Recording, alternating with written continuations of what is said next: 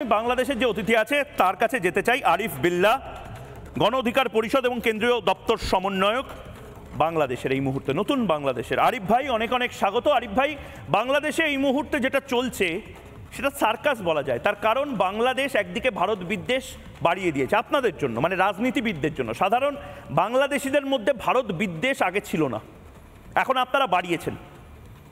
বাংলাদেশ ভারতের চাল খাচ্ছে, ডাল খাচ্ছে, তেল ব্যবহার করছে, সব ব্যবহার করছে। আমরা বলছি যে করুন, কিন্তু ভারত বিদ্বেষ এবং ভারতে সন্ত্রাসবাদে যারা সাহায্য করছে তাদের হাত কেন ধরছেন? ময়ূক রঞ্জন ভাই, আপনাকে অসংখ্য ধন্যবাদ আমাকে এখানে সংযুক্ত করার জন্য। আমি বলছি ভারত বিদ্বেষী বাংলাদেশের মানুষ নয়, কারণ ভারতের মানুষ আপনারা আমাদেরকে বিদ্বেষী হিসেবে উপস্থাপন করছেন না। স্পষ্ট আমি আবারও বলছি, বাংলাদেশের সাধারণ মানুষ ভারত বিদ্বেষী নয়। ঠিক বলেছেন মোহাম্মদ ইউনূস, এবং আপনারা ভারত বিদ্বেষী একটা জায়গা তৈরি করছেন পাকিস্তানের দালালি করার জন্য। ভুল বলেছি না? ঠিক ঠিক বললাম না ভুল? এই জন্য ডক্টর মোহাম্মদ ইউনূসের সরকারকে আমরা প্রতিষ্ঠিত করেছি। গণ অভ্যুত্থান হয়েছে, একটি ফ্যাসিস্ট হাসিনা সরকার ছিল, সেই সরকারকে আমরা পরাজিত করেছি। আপনাদের দেশে গিয়ে পালিয়েছে, পৃথিবীর কোন রাষ্ট্র তাকে জায়গা দেয়নি, আপনারা কাঙালি হয়ে তাদেরকে জায়গা দিয়েছেন। এত মানে অবস্থা হয়েছে আপনাদের যে তাকে জায়গা না দিলে আপনারা খুশি হতে পারতেছেন না, সেই জন্য আপনারা তাকে জায়গা দিয়েছেন। আর এই যে আপনারা বলছেন আমরা ভারত বিদ্বেষী নই, না, আমাকে একটা কথা বলুন আরিফ ভাই, সেই নীতির বিদ্বেষী আমরা।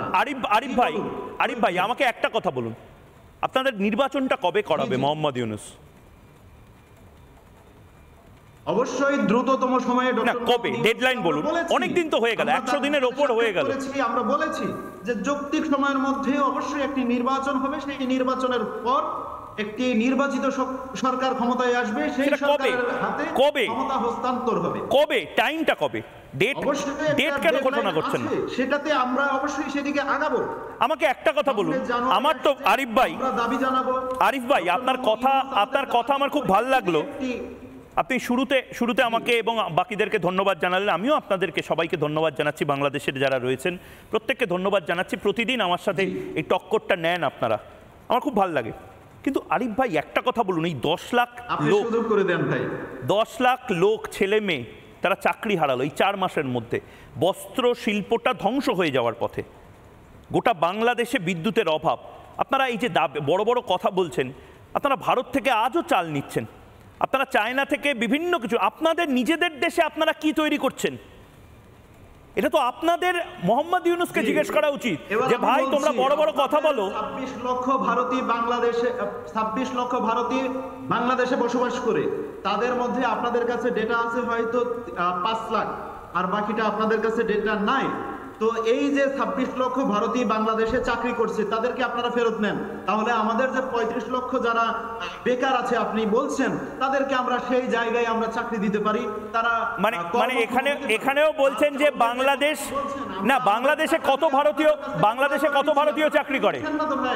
বাংলাদেশে কত ভারতীয় চাকরি করে? আমরা চীন থেকে নিতে পারি, অন্যান্য রাষ্ট্র থেকে আমরা। আরিফ ভাই, বাংলাদেশে কত ভারতীয় চাকরি করে?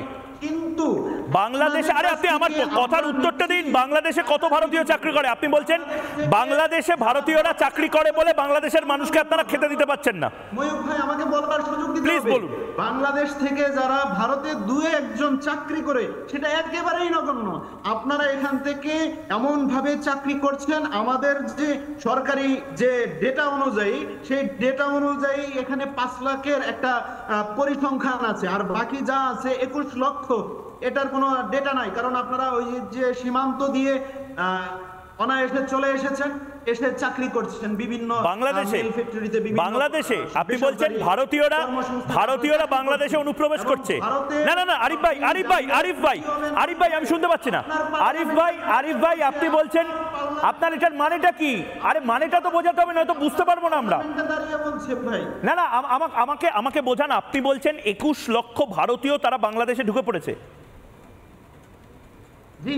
হ্যাঁ, মানে 22 লক্ষ ভারতীয় অন্যায়ভাবে, এবং তাদের কি মোড়তে তারা বাংলাদেশে যাচ্ছে? ভারত থেকে তারা কি মোড়তে বাংলাদেশে যাচ্ছে? অনুপ্রবেশ বাংলাদেশিরা করছে না ভারতীয়রা বাংলাদেশে করছে? কোনটা আপনি বলছেন? ভারতীয়রা করছে দাদা, ভারতীয়রা করছে অনুপ্রবেশ অলরেডি করে তারা বিভিন্ন অনুপ্রবেশকারী বলছেন না, ওয়ার্ক পারমিট নিয়ে যাওয়া একটা আলাদা বিষয়। আমি দুবাইতে ভারতীয় শ্রমিক পাঠাতেই পারি, ছাড়াই করছে 21 লক্ষ। তার মানে আপনাদের এতটাই বর্ডার সিকিউরিটি ঠুনকো যে আপনারা ভারতীয়রা তাদেরকেই, আমি ধরে নিলাম আপনার কথা, তাদেরকেই আটকাতে পারেন না, আর আপনারা একটা পরমাণু শক্তিধর দেশ ভারতবর্ষের বিরুদ্ধে যুদ্ধ ঘোষণা করছেন। আপনাদের মাথাটা ঠিক আছে তো? আপনারা সামনে থেকে ভারতের বিরুদ্ধে যুদ্ধ ঘোষণা করছেন, পেছন থেকে আরাকান আর্মি এসে আপনাদের পুরো চট্টগ্রামটা নিয়ে চলে যাবে। সেই জায়গা থেকে আপনারা তো ঢুকতে পারবেন না। আমরা আমাদের সিকিউরিটি নিশ্চিত করতে পারি, কারণ যখন হাসিনা সরকার ক্ষমতায় ছিল তখন হাসিনার ভূত আপনাদের মাথায় ঢুকে গেছে। শেখ হাসিনা এখন অতীত, অপদার্থ মোহাম্মদ ইউনূস এখন বর্তমান। মোহাম্মদ ইউনূস কি করছে আপনারা প্রশ্ন করছেন না কেন? আমার সরকার অবশ্যই কাজ করছে। না, করছে না। আপনারা যদি সাধারণ বাংলাদেশিদের হয়ে লড়াইটা করতেন, আজকে আপনারা মিছিলটা করতেন, আমাকে চিৎকার করে এত শিরা ফুলিয়ে চিৎকার করতে হতো না। বাংলাদেশের মানুষের জন্য যদি আপনারা এই লড়াইটা লড়তেন। সাথে 5 মিনিটের মধ্যে চলে এসেছে। আচ্ছা আরিফ ভাই আমাকে একটা কথা বলুন। জি ভাই বলুন।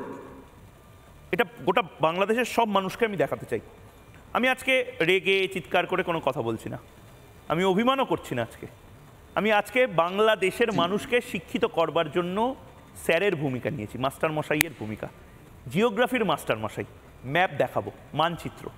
ভূগোলের মাস্টারমশাইরা যেরকম মানচিত্র স্কুলে দেখায়, খারিজি মাদ্রাসায় হয়তো মানচিত্র দেখায় না, খারিজি মাদ্রাসায় অন্যান্য জিনিস যেগুলো জিহাদের জন্য ব্যবহার হয় সেগুলো দেখানো হয়, কিন্তু আমি ভারতের এই স্টুডিও থেকে ম্যাপটা দেখাবো। ভারত এবং বাংলাদেশের বর্ডার বা সীমান্তের যে ম্যাপটা, বাংলাদেশকে ঘিরে ভারত একটি দেশ, এই দেশটি বাংলাদেশ নামে পরিচিত। তার পাশে পশ্চিমবঙ্গ, তার পাশে অসম রয়েছে। বাংলাদেশ এমন একটি দেশ যার 90% জায়গা ভারতের কোনো না কোনো রাজ্য দ্বারা ঘিরে রাখা। বাংলাদেশ যদি ডান দিকে তাকায় তাহলে পশ্চিমবঙ্গ, পুরোটা পশ্চিমবঙ্গ। বাংলাদেশ যদি বাঁদিকে তাকায় তাহলে ত্রিপুরা। নানা ধরনের কন্টেন্ট দেখার জন্য লাইক করুন, শেয়ার করুন আমাদের ফেসবুক পেজ, সাবস্ক্রাইব করুন আমাদের ইউটিউব চ্যানেল। পাশাপাশি অন্যান্য ব্রেকিং নিউজের জন্য অবশ্যই চোখ রাখুন রিপাবলিক বাংলায়।